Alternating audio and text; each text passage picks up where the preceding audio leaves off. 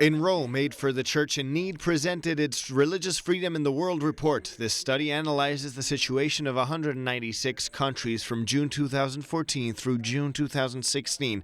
It concludes that Islamist extremism is the main threat for Christians and other religions.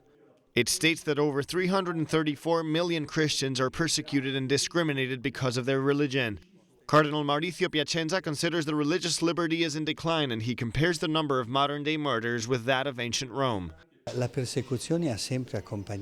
Persecution has always threatened Christians, and it will always do, but this does not mean that we should have a pessimistic attitude or do nothing about it.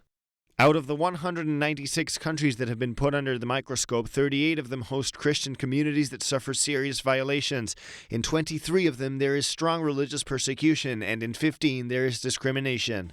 The most dangerous countries for Christians are in Middle East and Africa. They are Saudi Arabia, Afghanistan, Iraq, Syria, Nigeria, and Somalia, amongst others. According to Cardinal Piacenza, the worst problem is that the world community remains oblivious to the toil of these communities. We need to open our eyes to the anesthesia that sometimes narcotizes the Christian world and the Western world.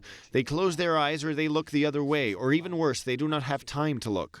Since 2014, 1 out of 5 countries has been a victim of an attack from the Islamic State. Its attacks are of extreme cruelty, and they use social media to recruit and terrorize people.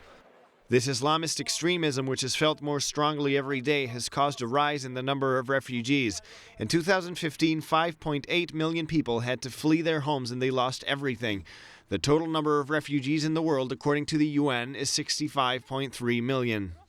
This is the situation that this bishop in Syria has to undergo every day. Islam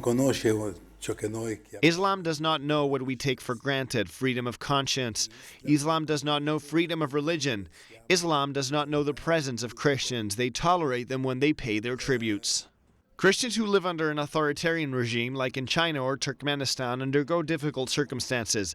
In 2 years, in the Chinese province of Zhejiang, 2,000 crucifixes have been removed from churches. The worst situation is in North Korea and Eritrea. In these countries, freedom of religion does not exist, and faith is punishable with death. Aid to the Church in Need does not have any updated data on these countries.